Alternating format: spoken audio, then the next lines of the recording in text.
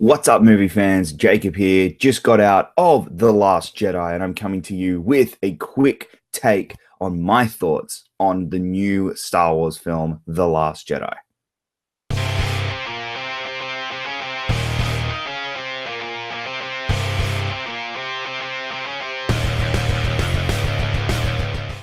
The big thing that people are going to be talking about when they walk out of this movie is one, how awesome it is. Like, I just need to get that out of the way right now. It's awesome. It's a lot of fun. You're gonna really enjoy it. It is a long movie. There are huge, long sections of this movie that do feel it a little bit, but ultimately I was sitting there with a massive smile on my face the entire time. The audience I was in was really into this movie. We were cheering, we were clapping, we were enjoying the hell out of it, and it was fantastic. It was awesome. There are so many amazing things I do want to say about this movie, a lot of which I can't because of for obvious reasons. That this movie is dense and filled with spoilers. Like, if you really want to go in with it knowing as little as possible, because there are some reveals in here that I know a lot of people aren't considering as reveals that I would, that got that reaction when we first saw the movie, was like, oh my god, that's amazing. And they they are being spoiled, and I think that they're technically not spoilers because they are revealed in the beginning of the movie. They are, but they've been hidden from everything else, and it's kind of like, well, no, this is a spoiler. Don't reveal this.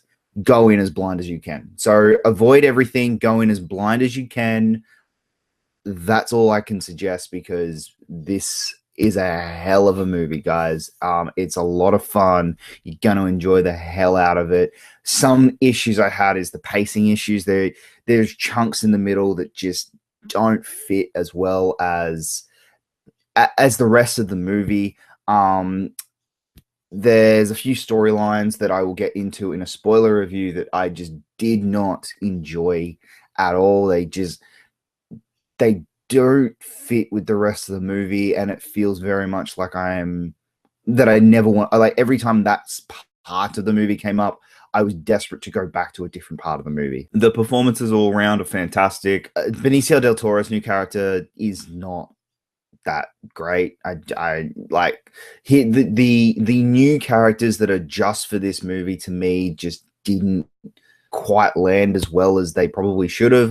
You still fall in love with the original characters again, and this is more of a fleshing out of the characters set up in Force Awakens, and that's what I loved about this movie, because I fell in love with these new characters in Force Awakens, and this movie is really about fleshing them out and really diving into their stories and really diving into, all right, who is this person? And that's what I loved about this movie, and I thought this movie did very, very well.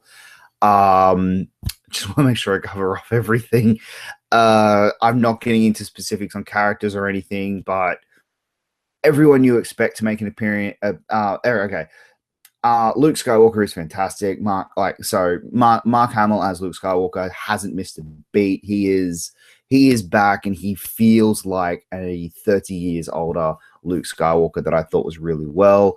Carrie Fisher in her last ever role she is like serviceable. She does a job. She's very good. I mean, but again, she's much like she was in Force Awakens, where she's there, but she's not.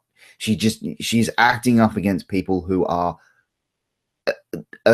without sounding rude or anything, that are just out of her class at the moment, and she hasn't kept up with her. She never kept up with her acting training, but and you could tell in scenes where she was getting completely out acted by other people around her, which, hey, we still have this as her final role, and I'm so thankful and so glad that she was able to go out on such an incredible film and such an amazing experience that we had in the movie theater, and one that will